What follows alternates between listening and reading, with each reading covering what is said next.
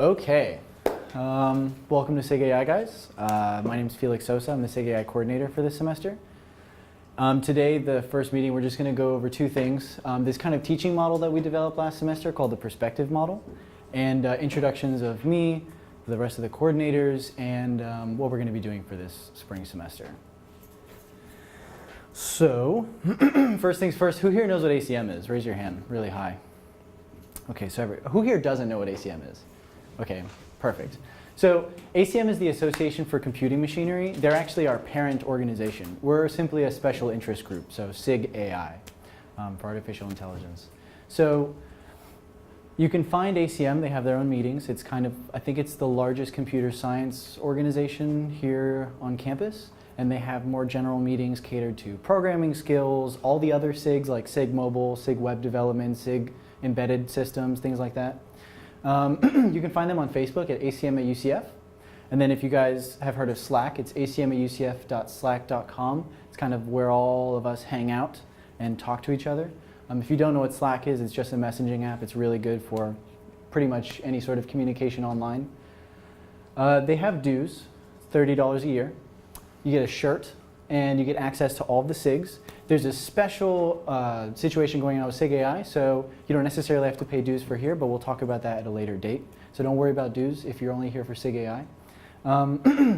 If you want to find us on Facebook, it's ACM at UCF SIGAI. And for our Slack, it's the same Slack, just our directory is SIGAI.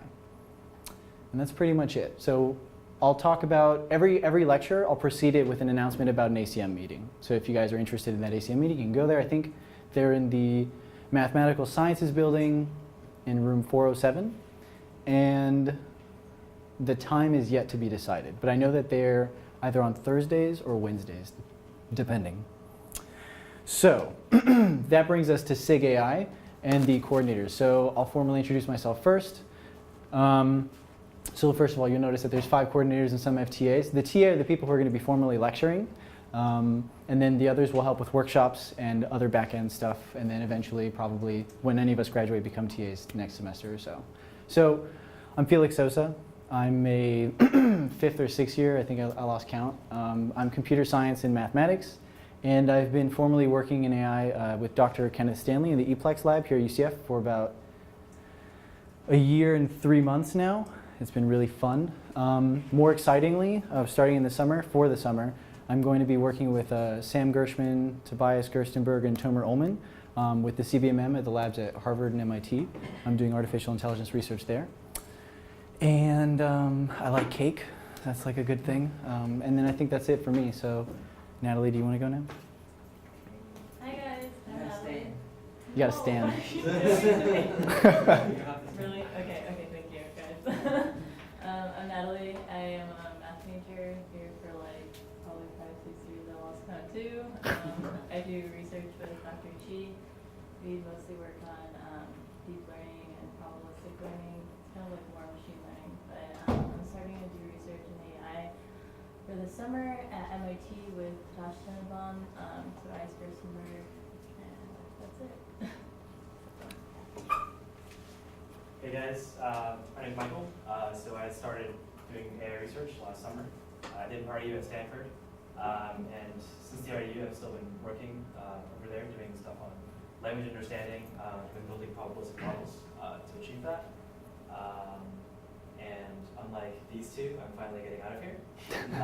I'm a 5th year, and so far I've gotten into Yale, and I'll be working with Julian, who has also worked closely with the people that Felix and Natalie will be working with. And yeah. Hi, I'm John, with an unpronounceable last name. So I'm a 3rd year doing CS, computer science. I'm currently not in a lab, but I'm taking grad courses for evolutionary computation, which is an aspect of AI.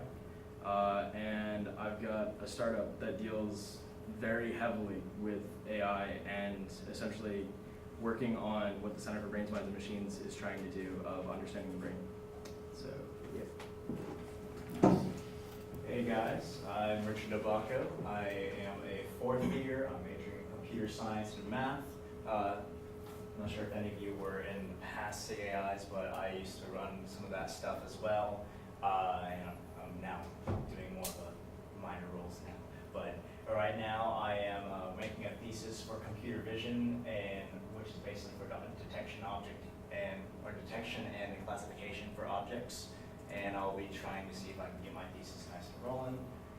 And I'm not going to any super grad schools as of yet, but I'll find out maybe in a year or so. Soon enough. Awesome. Okay. Cool. So now that you know all of us, let's get to know SIGAI. So, like Richard said, SIGAI was a little different before we came in fall. It was kind of like a special interest group that just catered to a select few that kind of had a lot of background knowledge and do special projects. But when I came in, I figured that this is a good opportunity to guide those that don't have a lot of guidance into the field, kind of like how me, Michael, Natalie, and John, and Richard started off. We didn't really know where to look. So this turned into that resource for people who don't know where to look. Essentially, we're here to kind of guide everyone through the bigger problems, the bigger pictures, and the intuitions behind the field. And then hopefully we'll have a few meetings, or maybe one meeting about the AI atmosphere here at UCF and how to get into a lab and who you could talk to and how that works out politically. But we have a mission, and it's to foster a hotspot for the next generation of AI researchers and engineers at UCF. So the way we do this is through 3 points. We try to actually foster that with lectures and workshops catered towards big picture topics and technical details, resources and opportunities, which I'll explain to in a second, and community. So, if you look around you, you're now surrounded by probably more people interested in AI than you've been throughout the entire day or week. So this is a really important thing because through community, ideas are born. AI is not a solved problem, regardless of whatever Facebook articles you read. There's no person who's solved intelligence yet, and so it takes a lot of thinking and a lot of people coming together to make ideas to solve this problem. So community is really important. That's something we want to focus on here. So there are 4 things that we believe before we go on through the lectures, and 4 things that you need to understand that we believe. So we don't know everything. That's the first thing. We absolutely don't know. But we want to know. And everyone here probably shares the same idea. Coupling that, we believe students need to teach students. There's something that's gained when a student who's struggling can help another student who's struggling that's lost when a professor teaches a student. So we believe that, yeah, pretty much that. Students need to teach students. We don't know everything. We're essentially students trying to teach you guys the things that we've learned recently within our experiences. The third thing is that hard problems need novel solutions. So sometimes we'll say things that are simply our ideas that have come up in conversation with our PIs or other researchers that are in great institutions or even just friends over some drinks. But the idea is that AI is not solved, like I said, and so we need new solutions. If we were to cite only things that we read in textbooks, we wouldn't actually be able to teach you anything and we wouldn't progress the field that much. So it's important to, if you guys have novel ideas or novel solutions, that you say them, and that the biggest caveat to that is that you're, of course, willing to accept the idea you just might be dead wrong. That's really important. You can't just come out with a crazy idea and say this is it. You got to actually consider the idea thoughtfully and just also the idea that you might be wrong. With that, I think novel solutions are really good. And the fourth thing is really important is that without community, we won't solve intelligence. And we're well beyond the era in which problems can be solved by one person or one perspective or one field, and AI is now starting to look like that. And so we will talk about those melding of perspectives later in this lecture and also throughout the lecture series this semester. So those are the 4 beliefs that all of the coordinators share. So on to resources. So SIGAI offers a few resources, digital and physical. The first one is a YouTube channel. As you see, we have a video camera. We're now starting to record these lectures, and you can find them on our YouTube channel, which is, we don't have any videos uploaded, so you can't actually look it up, but it's called SIGAI UCF. We need to have at least 2 videos, apparently, for the search engine at YouTube to actually pick up our channel and display it, which is interesting. Makes sense. So for now, we have a link on the pinned post where the syllabus is on the Facebook page. You can just click on it. I added it today. The second resource is our drive. This is essentially, when we get our GitHub, you'll see we have textbooks, we reference papers, things like that. You'll be able to find all of those things on the drive. And then, of course, our last thing is our GitHub, which is a hack pack. This is actually something I think Richard made during prior SIGAIs. And basically what it is just a repository of information, kind of like a flow chart of resources. You can actually check it out. It's ACM at UCF SIGAI. We'll be updating it weekly. The 2 things that are really important about the GitHub are, 1, the general resources we put up there, And second is something that we started last semester called the video and text of the week. So every week we'll all come together and we'll think about, the coordinators that is, we'll all come together and we'll think about a video that we saw on YouTube or a podcast that we saw or heard. And we'll also think about some accompanying research paper to go with it. And we'll kind of display it or publish it onto the GitHub and then onto the Facebook. You all will hear about it every time on the Facebook. Everything's through the Facebook. You won't miss a thing if you pay attention to the Facebook. But the idea is that the video and text of the week will kind of feed you a lot of novel information. We cater towards the beginner, but of course there are more advanced people individually that you can talk to over like, a conversation or something like that, Facebook messaging or whatever. But we do cater to the beginner, so we like to have bigger, broader papers that talk about bigger and broader ideas and intuitions, along with the videos and the podcasts. And we think that that's really good for building an intuition for the field, which is something that you don't really find in a textbook. Which kind of brings me to this one point about this entire lecture series, that this is not supposed to completely and totally replace your outward, or it's not supposed to replace a textbook. Like, we encourage you to go out and read textbooks, read papers, reach out to the professor, do the workshop, do the online tutorials, look at the resources we have on the GitHub. What we want to do is offer you the intuition and the experience that we've gotten from conversations with people, through labs, through our PIs, that you won't be able to find online or the textbook. And we also try to couple that with a testing of your assumptions about learning and questioning of your assumptions about intelligence. So that's what these lectures are catered towards. And you'll see we'll talk about that in a little more detail in a second. So, on the topic of resources, last semester we were sponsored by the Center for Brains, Minds, and Machines. Is anyone here familiar with the Center for Brains, Minds, and Machines? Besides coordinators? You gotta get out of here. All right. So the center is essentially a national, who here knows about the National Science Foundation, the NSF? Raise your hand. Who doesn't know about the NSF? Okay, cool. So the NSF is basically the United States government's branch geared towards funding science. Any professor here who does research gets money from the NSF at some point. That's pretty much it. They have a large budget. They disperse it amongst all the research projects that they get queries for, basically. So the NSF has this special program, the Science and Technology Centers. Essentially, they are centers that are geared towards solving a small set, or just one single problem. So the Center for Brains, Minds, and Machines is the Center for Solving Intelligence. And so this is a multi-institutional center. It has Harvard, Johns Hopkins, MIT, and basically they just get a lot of money from the NSF to disperse to all those professors to fund their research comfortably and keep asking novel questions. So they have outreach programs. They reached out, we reached to them, and they kind of sponsored last semester for this lecture series, and they sponsored us again. And they're obviously in cahoots with MIT, so that's why they're there as well.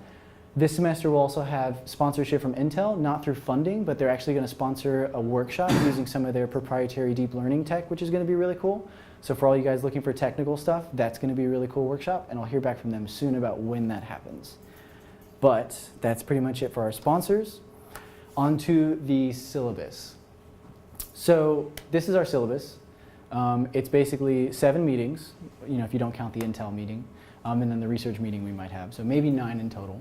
But 7 meetings so far. I think 5 of them are lectures and 2 of them are workshops. So the first one we're having now. The second one is causal models versus pattern matching. This is going to be about testing your assumptions about what learning is and what intelligence is based on what you've seen about neural networks and really contemporary stuff like deep learning, and where the faults are in those kinds of learning models and things like that, and how they can be, what's the word, rectified or solved, or some word there. After that, we're going to have a lecture on advanced neural networks. This is going to be for recurrent neural networks and long short-term memory neural networks, likely. This is building off, something to note is that this semester is building off last semester, but for those who are new, we're going to give very brief introductions about the material so you actually understand and can keep up. And more importantly, we're going to actually release material for you to read a few days prior to the lecture, and it's going to be very easy. It's very easy, and we'll talk about why when we talk about the structure of the lecture itself. We like to do big picture, broad stuff during the lecture, and then low-level detail during the workshop. That's pretty much it. So we'll talk about advanced neural nets. Then the next one is a workshop on making a recurrent neural network. We're going to go about it either of 2 ways. There's one way we can go, which is using TensorFlow. They have a really good tutorial about building recurrent neural networks. Who here knows about TensorFlow? Who here doesn't know about TensorFlow? Okay, so TensorFlow is kind of like this, I forgot what it's called. It's just basically a large system that Google deployed for building artificially intelligent models and machine learning models and things like that, that is open to the public, and it's very powerful. And it's used for, it's used often by academics and people in industry, so it's really good to get to know. But then there's another tutorial that we could use, which is from the ground up, like literally locally on your desktop, just Python, bare bones. But I'm at a loss for deciding, and I think the other coordinators are kind of like, we can't come to a consensus yet. We haven't talked about it too much, but just as by a raise of hands, who here would prefer doing TensorFlow? Okay, who here would prefer doing bare bones from the ground up? All right, I'll ask that question again later. But yeah. It's a lot harder to go from the ground up. That's what we should do. Right, and that's like the benefit, right? But you'll really understand what's going on. Yeah, but it would Right. take longer than what we have out of Yeah. We have to see. So we have this room for like 2 hours, so we might be able to come earlier and stay later. But it's worth it. So that's the workshop. The next lecture is going to be about Bayesian networks and probabilistic programming languages, which are becoming a lot more popular in the field and not talked about enough, I'd say. And then after that, we're going to do a probabilistic programming language workshop where we'll actually introduce you to a probabilistic programming language called WebPeople. It was developed at Stanford, actually by the dude Michael worked with at Stanford over the summer, Noah Goodman, and some other folks. And that'll be really cool. And then finally, this is probably going to be my favorite meeting. It's the Computational Cognitive Neuroscience Pipeline and the Future of AI. So there's a lot of talk about where the field is going to go, and a lot of interesting ideas popping up about how we can test models of intelligence. The COCO Neurosci pipeline is an interesting test, and this is actually inspired by a few papers that I've read from the person that I'll be working with in the summer, Sam Gershman, and so hopefully I'll be asking him. If he says no, then he can't. But I'll be asking him if he can come, digitally, virtually, and kind of also lecture alongside or lecture completely about this pipeline, which is very interesting. And then that's it for the syllabus.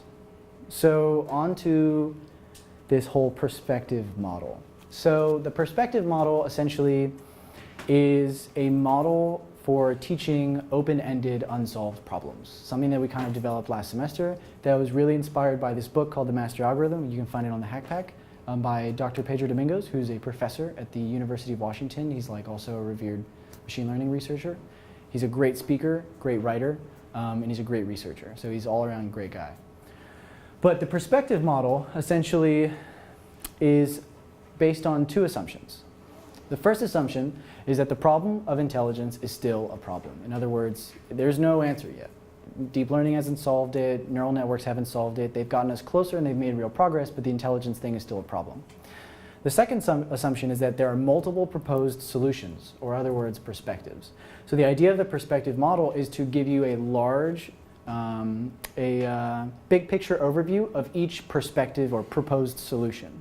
And then each of these perspectives is formalized into their own nice little title, so we can have a language to talk about these proposed solutions and sets of beliefs that accompany these proposed solutions.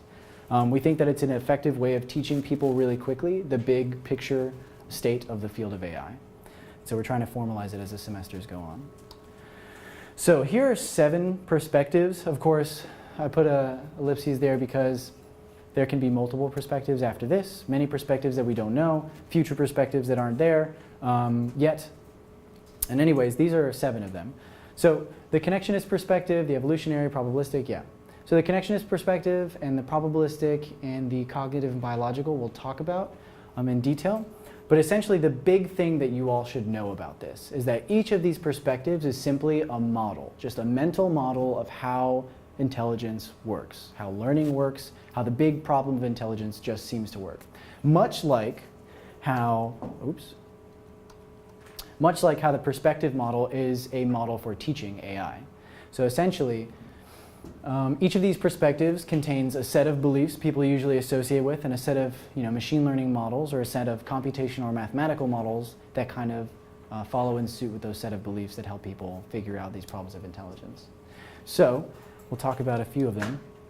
We're going to go over this semester the connectionist perspective with the recurrent neural networks, the probabilistic perspective with the Bayesian nets. We'll talk about the cognitive perspective, which is vaguely and kind of, so this is something that we're kind of coining because there isn't, so each of these perspectives you won't really find a definition online for, except for the connectionist one. So these are kind of a little vague and a little fuzzy, but we're trying to like get this language about within this lecture series to talk about them. They're not mutually exclusive. Oh, yes. Okay, and that's a big point. So each of these perspectives, they embody a set of beliefs, but they're not mutually exclusive.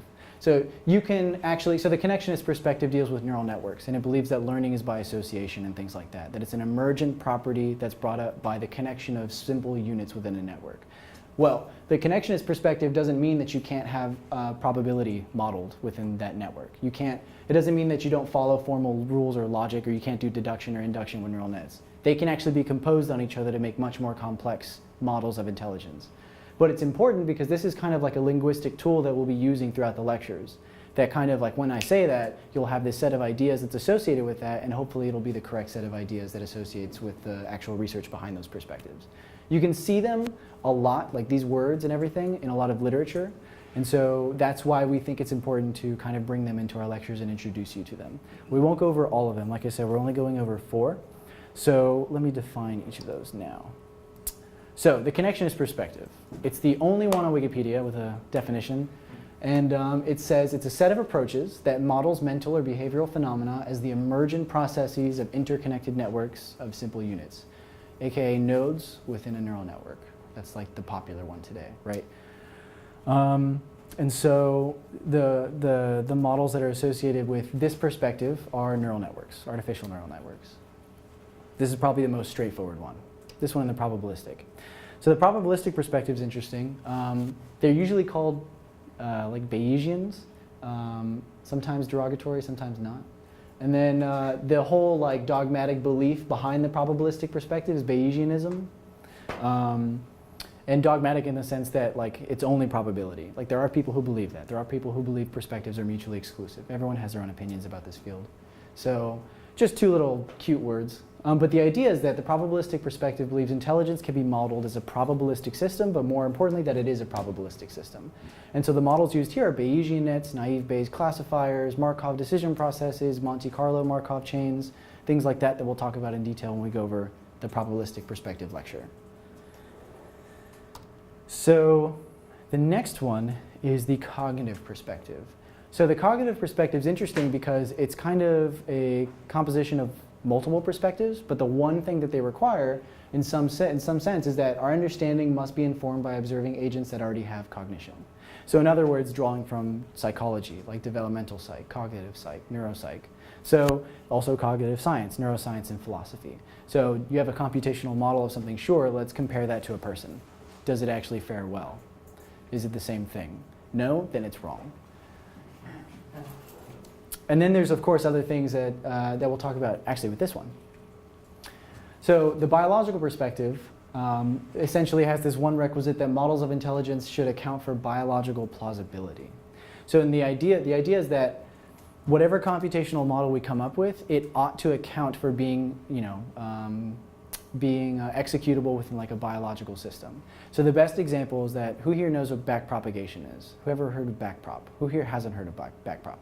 Okay, backprop is essentially the learning algorithm behind neural networks, essentially how they find the weights within the network and how they learn and classify things really well.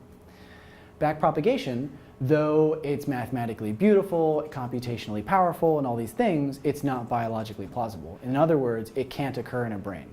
I forgot what set of researchers and what set of papers kind of like said these things. Do you guys know? Natalie, Michael, Richard, John, do you remember? Do you know? I don't know, I think Jan could Probably some big guy somewhere. But anyways, they found out that through talking with neuroscientists, through talking with biologists and all these people, that backpropagation is not plausible within a brain. Thus, we think that that should guide us towards a different solution. So in other words, if you found out that neural networks, the way they're learning isn't the way humans learn, or the way a biological brain can possibly learn, should you change your course of research to another thrust? Should you go for another thrust over here? So the biological perspective is kind of like a guider. Like these perspectives essentially guide research, like they're suggestions or heuristics to go by. Specifically, I mentioned something here. Yeah, So going off of this, I was talking with someone, I visited Boston in January, and I talked with this grad student there, and he asked this question, which was, do you think biological plausibility, it's a good question, is biological plausibility necessary? Do you need to have a model of intelligence that should be biologically plausible in a human? Because the argument could go that intelligence is this like metaphysical thing within this like essential or platonic space, and that humans only are one form of intelligence, and that maybe we're actually trying to get the essence of intelligence first, and then we can actually model it after a human later, or something like that. Of course, this is an open-ended question. There is no solution to this, but it's an interesting question to ask. And these questions are often prompted by looking at this problem through perspectives like this, which is why it's useful to have these ideas of perspectives. Or at least that's the argument that we're giving with this lecture series. And so, the structure of the lecture for each of these perspectives is going to go this way. It's breadth first. We're not going to go straight into math. We're not going to tell you need to read a math textbook or linear algebra or whatever. We will tell you that those are things you should learn, but we're not going to structure the lecture so that you have to know these things prior. We're going to basically guide you through everything, and it's going to be big picture first during the lecture, so the concepts, the intuitions, the big problem that the perspective is trying to solve, the questions that it asks. And then from lecture to workshop, we'll go into more detail.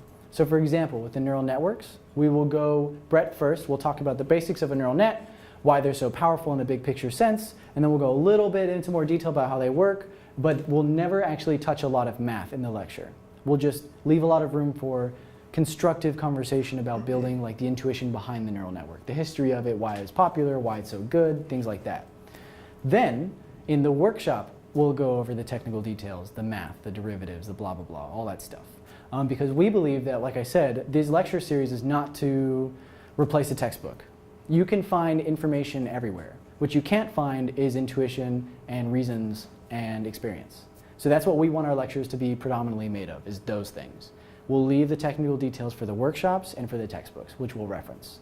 Of course, in every workshop and every lecture, we'll make sure you leave actually understanding what's going on. You're not going to leave with a question.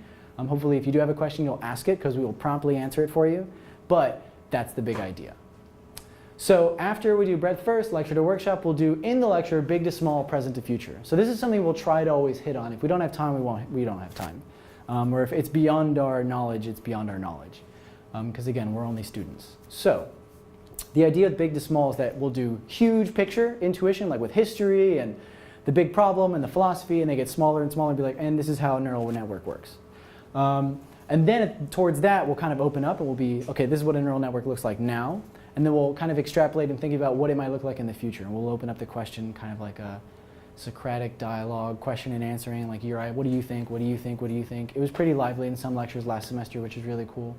But we think that all these 3 points within a lecture will kind of aid you in building a sort of mental model of the field, a mental model of these solutions, and a mental model of these perspectives that will kind of guide you as you look through the research and things like that. And so, I think that's it. Like I said, it's going to be a little shorter.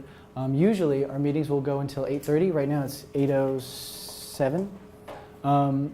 But, one thing actually. Before you do questions, there is actually, no, I don't have to do that.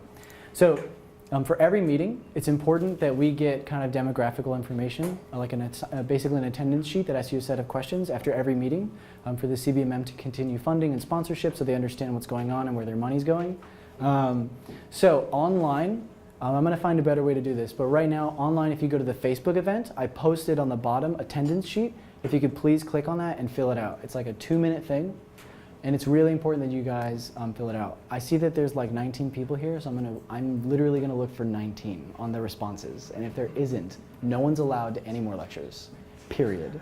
No, I'm kidding. But seriously, if you could, actually fill out the response sheet, and it's really quick. And then I guess while you're doing that, if you have your computer, if not, anyone have any questions? General stuff, complicated stuff, how to get into a lab. We got like 20 minutes. You mentioned that we're going to go over long short-term memory. Mm-hmm. Are we going to do that in the recurrent neural network workshop? Yeah. So he asked if we were going to go over long short-term memory neural networks, which is just like a nice flavor of neural networks that are pretty popular, and the answer is yeah. So we have to figure out the lecture, because the focus will be recurrent neural networks. But if we have time, yes. Okay. Yeah, 100%. But only if we have time. Also, are we going to go over regression analysis or anything like that? Not in its pure form. No, not in its pure form. Yeah. Just in. In context to maybe like neural nets or something like that, possibly. I thought regression analysis was closer to Bayesian. Well, it applies to a lot of different things. As in like a Bayesian probability. Like I think logistic regression is just a set, like a way to analyze data. Like it doesn't have to be like within any sort of perspective like that. Yeah. Yes. So these meetings are just once a week? Yeah, so the meetings will be, so there's 7 meetings in the semester. It'll be, so the way we want to do it is lecture, workshop, break, lecture, workshop, break. But we have 7 lectures, 2 workshops, so it's probably going to be like lecture, break, lecture, workshop, break, lecture, workshop, break, lecture, break, lecture, something like that. But either ways, we will post the events on the Facebook promptly, so you have time to like kind of schedule and stuff like that. Yeah. So I only have like a passive interest in this. Yeah. I'm not about to go like full scale research. Okay, yeah, that's fair. AI or anything, but I don't know like if someone like me would be able to fit in Around here? So, Yeah, definitely. Yeah, in no way, shape, or form are we pushing everyone here to go and join a lab. That would be great because this problem needs to be solved. In no way, shape, or form are we pushing that. In fact, something that we talked about at the end of last semester was whether we should do more things for industry, for engineering perspectives, kind of like, okay, we have this set of technology, how can we do something better? It's not so like theoretical, yeah, as academia or something like that. Of course, we didn't go for that this semester, but that is something that we will do later. At the end of the day, though, the answer is you're fine. Yeah. What kind of predictability do we expect in terms of like machine learning algorithms, kind of coding knowledge? It's a good question. Mathematical background? Yeah, good question. So he asked what are the prerequisites in terms of math, coding, things like that, which is a good question. If it comes down to it, we will post all the necessary prerequisites. Some things that you ought to know in general would be like a nice review of like basic linear algebra, just like operations like dot products and things like that, transpositions and things like that. And then calculus, like derivatives, that's pretty much it. I think that's effectively all that we're really going to cover in terms of math. And if it gets any more complicated than that, then we'll actually put it into the lecture and guide everyone through it in terms of the context of the lecture. And then coding, everything will be in Python. Yeah, preferably Python 3, because we need to move on.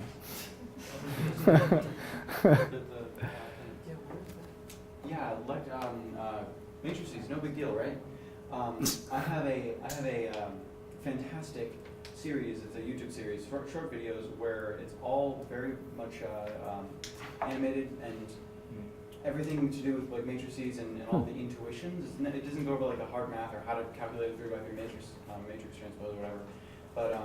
But he goes over the intuition, which I think is what you guys are trying to go by. That sounds awesome. It's actually Yes. 3 blue, 1 red. Yes. I literally posted that to the deep learning book group thing this morning. Dude, Yeah. okay, do you mind posting that on the page, and then I'll just add it to the GitHub?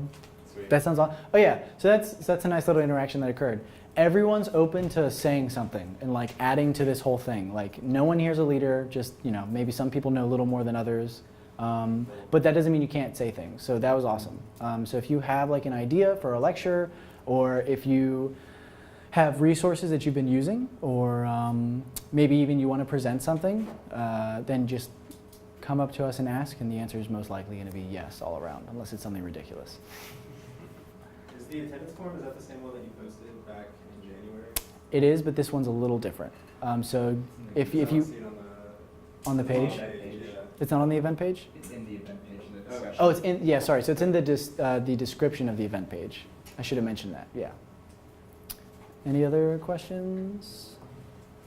Take them through the hackback. Huh? Take them through the hackback. Oh, yeah, sure. Actually, that's a good idea. So we can go through the hack pack. There's a lot of other resources all over the place. So you might need to come back from. Yeah. Oh, speaking of that, so and then again, kind of related to what I just mentioned. So there's now also a weekly deep learning reading group, right? Clarence and Trevor. Yeah. Is it? Okay. Have you been? I have, yes. Yeah.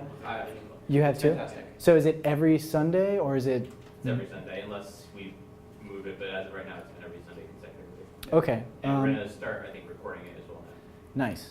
Yeah, I would like to incorporate that into like the formal stuff so other people can be guided to it. Because so what they're doing is every Sunday they're reading this like really awesome book by this, big researcher, Ian Goodfellow, called Deep Learning. It's literally about deep learning from beginning to end, and it's an awesome textbook to getting all the technical details about a lot of stuff, not just deep learning. So it's a really good technical like meeting to go to. And so yeah, I'll just talk to you guys about putting that on the Facebook or something more formally so people can join. All right, so I'm going to show you the hack pack.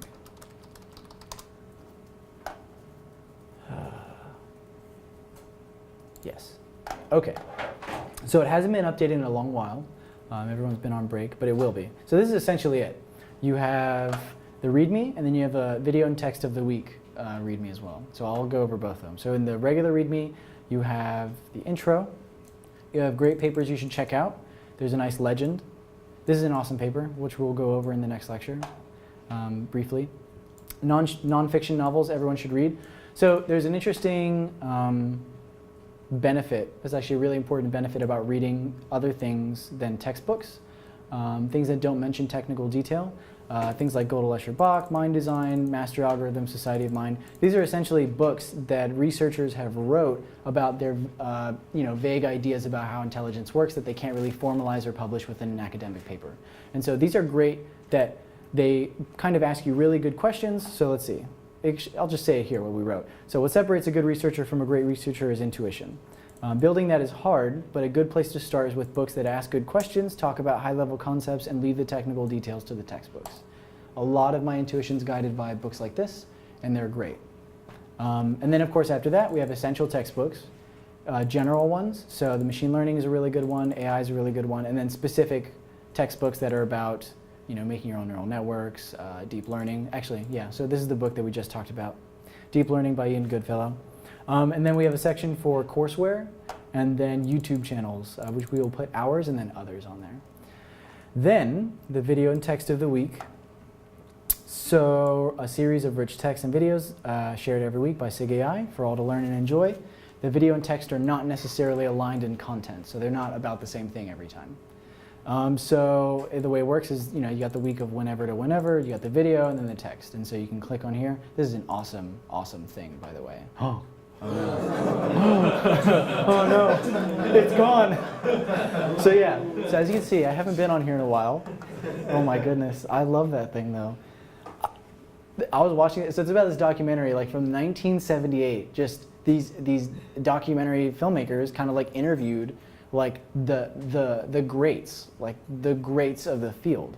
And there's a book in here called Mind Designs, which actually has a collection of essays from all of those people. And so the entire time I was watching it, I was like, oh my God, I literally just read this. And it's amazing because you hear these people in 1978 saying what they think, how the future is going to be, where it's going to go, and you just see how they're all wrong. And like, that makes you question yourself. And so this is the point, this is the importance of these books and these texts and these videos, is that it kind of gives you a little bit of humility and allows you to check yourself.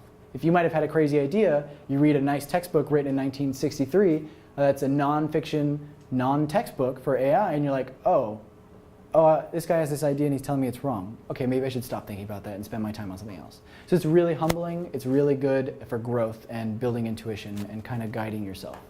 So that's the importance of these videos and texts. That's the idea at least, and that's what I get from it at least.